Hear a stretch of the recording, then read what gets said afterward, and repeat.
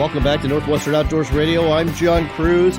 Thanksgiving is staring us in the face, and you might be thinking to yourself, man, I do not want to get another store-bought turkey and cook that for Thanksgiving. I want something wild. Well, with that in mind, we've got a wild game chef on the line. It's Hank Shaw. He's got several great books out, including Duck, Duck, Goose, Buck, Buck, Moose, and Pheasant, Quail, Cottontail. Hank, it's great to have you on the air again.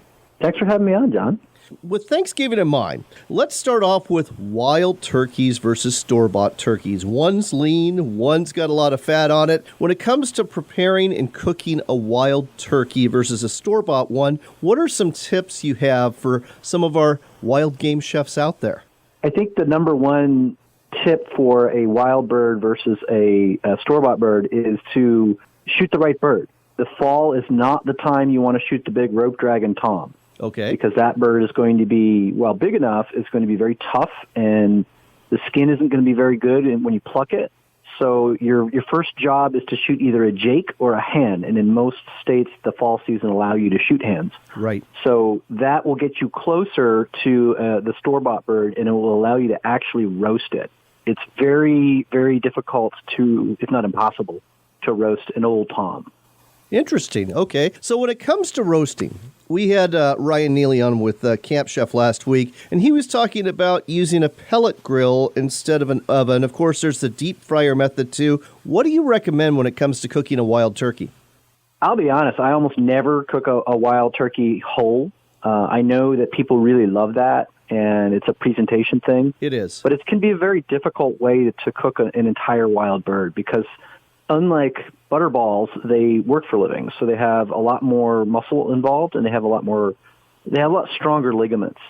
So what I tend to do is I tend to cook the wings and the legs slow and low, and I will cook the breast separately, and that makes everything be at exactly the right doneness that you want.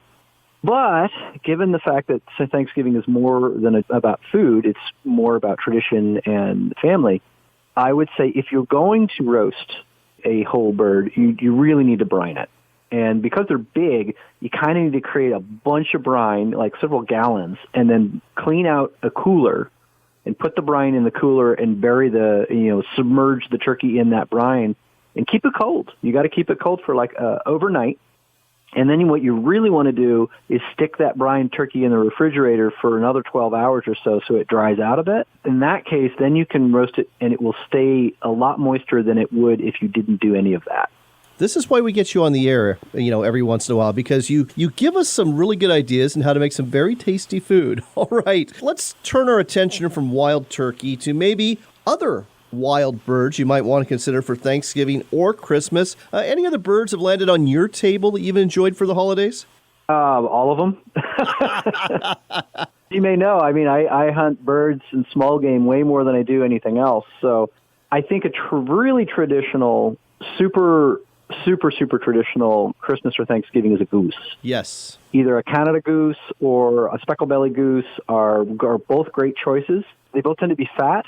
You can pluck them, and you can cook them exactly like you would a domesticated goose, except they're not as fatty, and they're not going to set a fire in your oven, which is the most common freak out that I hear about people who are cooking, say, a store-bought goose, because the store-bought geese are so fatty that the fat sometimes runs over, hits the burner, and starts a fire. Oh, my goodness. I had never heard that before. That's really good to know. I noticed you did not say snow goose. Why is that?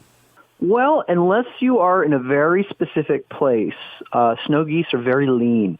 Snow geese can get fat, and they do, and Saskatchewan is one example of where they can be enormously fat. But because a snow goose really wants to eat green things when it's wintering, which is where they are right now, they don't put on a lot of fat. It's kind of like they're at the spa in the winter, and then they load up and get porky on their way back up and then on the way back down. So a fat snow goose is a great idea, but it's not that common. Going back to that Charles Dickens era Christmas goose or Thanksgiving goose, let's talk about how to cook it. I still remember the first goose I ever shot. I was so proud of it. My wife wanted to roast it. It was, and don't tell my wife this, folks, it was the driest bird I had ever eaten in my life. Help my wife and I do better next time here. Okay, so there's two ways to do it, and this is along the lines of what I was telling you about turkey. So the single best way to do it is to not actually serve it as a whole goose, because the difference between what a proper breast temperature is and leg temperature is for a goose is something on the order of 10 to 25 degrees wider. Oh, wow. Than it is for a turkey or a chicken or another chicken-like bird.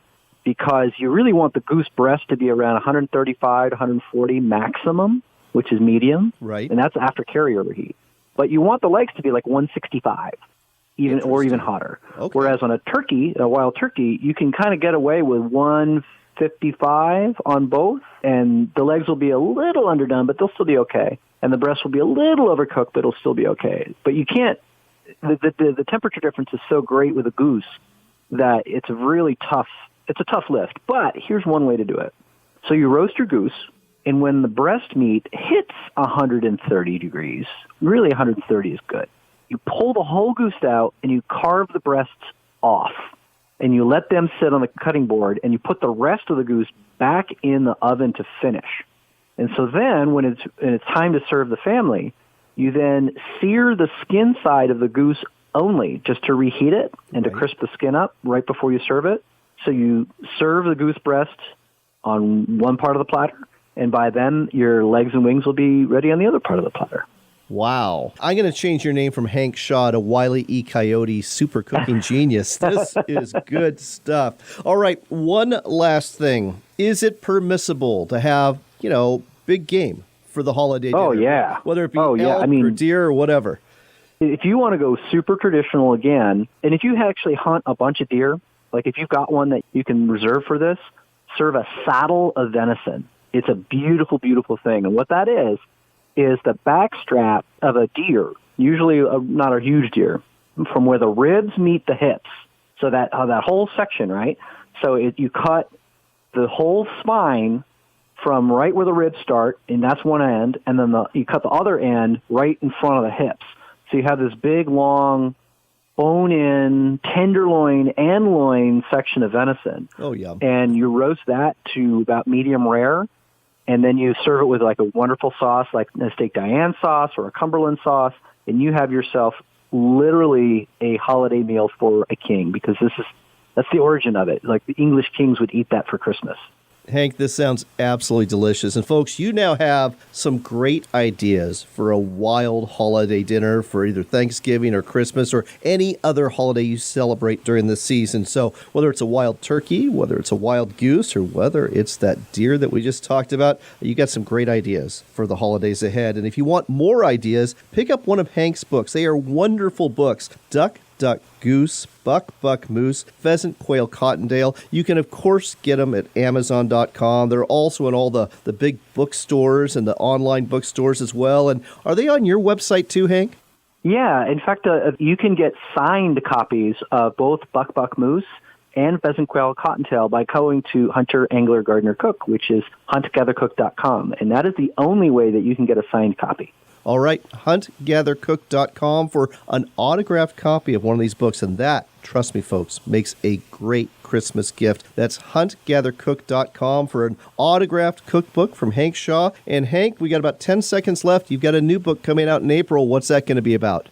It is all about fish and seafood, and it's called Hook, Line, and Supper. I love it, and can't wait to get you on the air to talk about it when it comes out. Hank, have yourself a great Thanksgiving and a Merry Christmas as well. You too.